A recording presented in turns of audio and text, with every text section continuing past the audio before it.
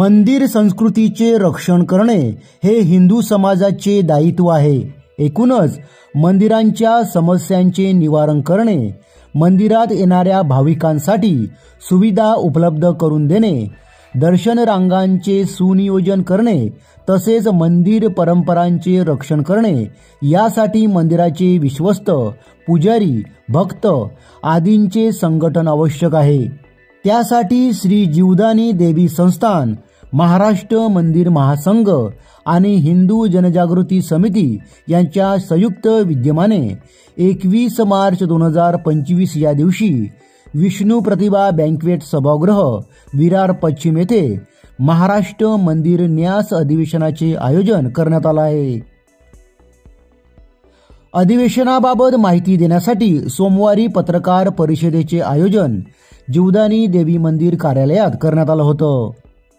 या पत्रकार परिषदेत श्री जीवदानी देवी संस्थानाचे अध्यक्ष आणि महाराष्ट्र मंदिर महासंघाचे राज्य संयोजक प्रदीप तेंडोळकर, श्री दिवानेश्वर महादेव मंदिराचे प्रबंधक जगदीश शास्त्री, हिंदू जनजागृती समितीचे मुंबई आणि पालघर जिल्हा समन्वयक बलवंत पाठक, सनातन संस्थेच्या धनश्री केळशीकर यांची उपस्थिती होती।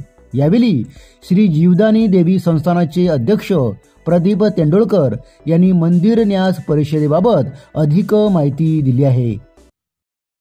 महाराष्ट्र मंदिर महासंघाची स्थापना ही 3 वर्षापूर्वी जळगावला झाली आणि त्याच्यानंतर द्वितीय अधिवेशन हे ओझरला झालं आणि तृतीय अधिवेशन हे शिर्डीला झालं।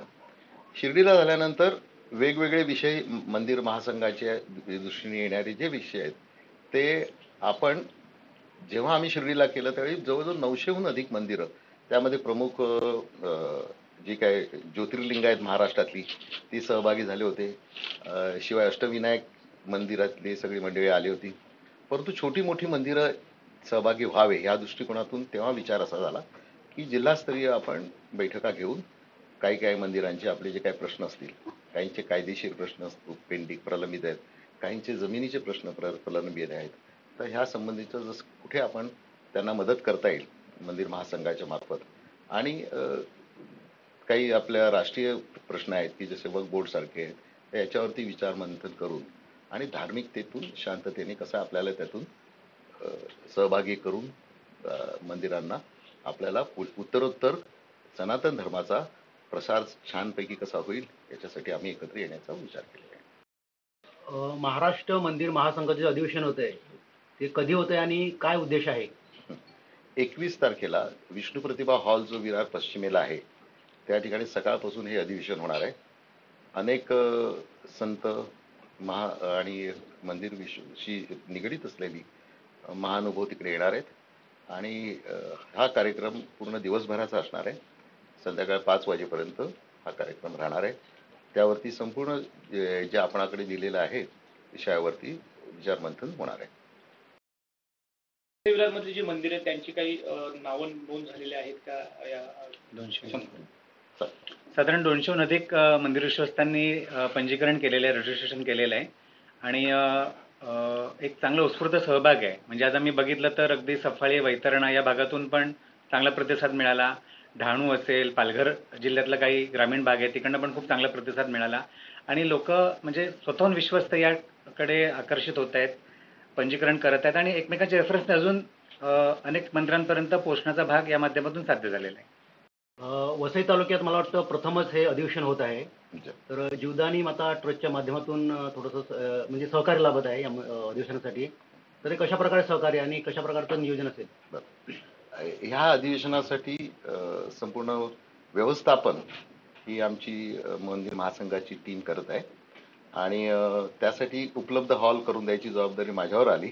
त्यामुळे आमचा स्वतःचा कुटुंबियांचा हॉल आहे तो आम्ही उपलब्ध करून दिला आहे। त्याच्यासाठी कुठल्या प्रकारचा आपण मोबदला घेत नाही आहे आणि जेवणाची व्यवस्था आहे, अन्नसेवा जी आहे ती देवीचा प्रसादाच्या मार्फत होणार।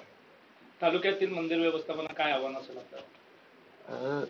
आपण संघटित व्हावं सर्व मंदिरांनी आणि आपापले काही प्रश्न आहेत म्हणजे ते काही ट्रस्टनी आपलं जे काही चॅरिटी कमिशनशी रिलेटेड काही गोष्टी असतील त्या वेळोवेळी व्यवस्थित भरणं आणि आपण कायद्याचा व्यवस्थित वापर करून आणि आपण चांगलं कसं व्यवस्थापन सुधारवता येईल आणि सुधारून एक चांगल्या प्रकारे आपण भक्तांचा पैसा भक्तांच्या नंतर समाजासाठी कसा उपयोगता येईल आणि त्यावेळी आपण हा विचार केला पाहिजे की सर्वसामान्य आपल्या सनातन धर्माच्यासाठी ही त्याचा प्रचारासाठी कसं